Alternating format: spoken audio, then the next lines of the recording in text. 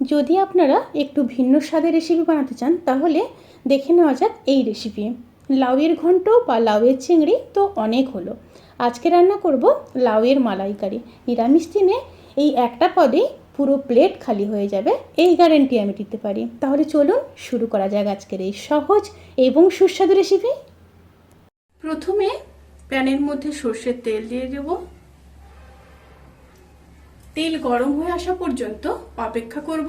তেল গরম হয়ে গেলে দিয়ে দেবো একটা শুকনো লঙ্কা, তো ফাটিয়ে নেওয়া এলাচ, 3-4টা লবঙ্গ আর সামান্য দারচিনি দিয়ে একটু নেড়ে নেব। তেল থেকে যখন সুন্দর একটা স্মেল বেরোতে শুরু করবে সেই সময় কেটে রাখা একটা বড় সাইজের আলু দিয়ে দেব। একটু নেড়ে নিলাম। এবার উপর থেকে পরিমাণ মতো লবণ দিয়ে দেব।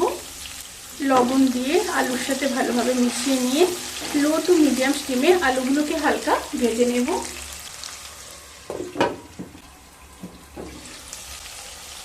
আলুগুলো হালকা ভাজা ভাজা হয়ে এলে তখন দিয়ে দেব 1/2 চামচ হলুদ গুঁড়ো, রোস্টেড জিরে আর ধনের গুঁড়ো দিয়ে দেবো 1/2 চামচ। এখানে আপনারা নর্মাল জিরে আর ধনের গুঁড়ো ব্যবহার করতে পারেন। লঙ্কার গুঁড়ো দিয়ে দেবো 1/2 চামচ, আদা বাটা দিয়ে দেবো 1 চামচ। এবার একটু মিশিয়ে নেব। উপর থেকে খুব সামান্য জল দিয়ে দেব। জল দিয়ে খুব ভালোভাবে মিশিয়ে নিয়ে মশলাগুলোকে কষিয়ে নিয়ে তারপর ফিরে আসছি।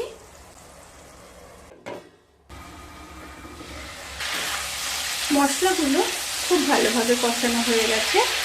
এবার কেটে রাখা একটা মিডিয়াম সাইজের লাউ দিয়ে দেব।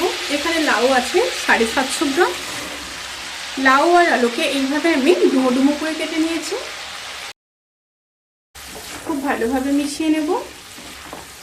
মিশিয়ে নিয়ে স্টিম হাইতে রেখে 1 থেকে 1.5 মিনিট এইভাবে হতে দেব।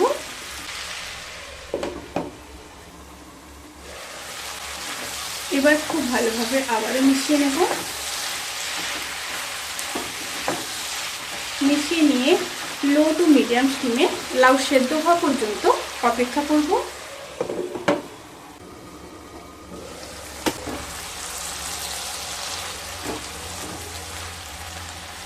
লাউগুলো খুব ভালোভাবে সেদ্ধ হয়ে গেছে, সাথে আলুগুলোও সেদ্ধ হয়ে গেছে। আর মাঝখানে মাঝখানে কিন্তু অতি অবশ্যই 2-1 বার নেড়ে নিতে হবে। সমস্ত উপকরণ যখন খুব ভালোভাবে কষানো হয়ে যাবে এবার ওপর থেকে দিয়ে দেব নারকেলের দুধ। নারকেলের দুধের মধ্যে আমি 1 চামচ কর্নফ্লাওয়ার গুলে দিয়ে দেব। তাতে করে কিন্তু রান্নাটি খুব গাঢ় হবে। আর নারকেল দুধ দেওয়ার ফলে তরকারি ঠান্ডা হয়ে গেলে জল কেটে দেয়। এই কর্নফ্লাওয়ার যদি একটু গুলে দেওয়া হয় তাতে কিন্তু আর জল কাটবে না, একদম মাখো মাখো থাকবে। খুব ভালোভাবে মিশিয়ে নিচ্ছি। আমি এখানে একটা নারকেলের পুরো দুধটাই ব্যবহার করেছি। এবার ফুটে আসা পর্যন্ত অপেক্ষা করব।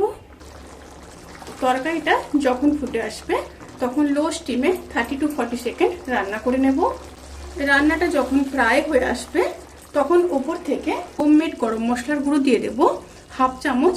এখানে আছে এলাচ, লবঙ্গ আর দারচিনি গুঁড়ো করে নিয়েছিলাম। আর দিয়ে দেব 1 চামচ চিনি। এখানে চিনির পরিমাণটা অবশ্যই দেখে দেবেন, কারণ নারকেলের দুধ যদি কম মিষ্টি হয় একটু বেশি চিনি দেবেন, আর একটু যদি বেশি মিষ্টি হয় তাহলে অল্প চিনি দিলেই হবে। আর দিয়ে দেব 1 চামচ ঘি। ঘি দিয়ে খুব ভালোভাবে মিশিয়ে নেব। এই রেসিপিটি কিন্তু খুব ঝোলঝোল হবে না, আবার একদম শুকনোও হবে না, এইভাবে গা মাখো হবে।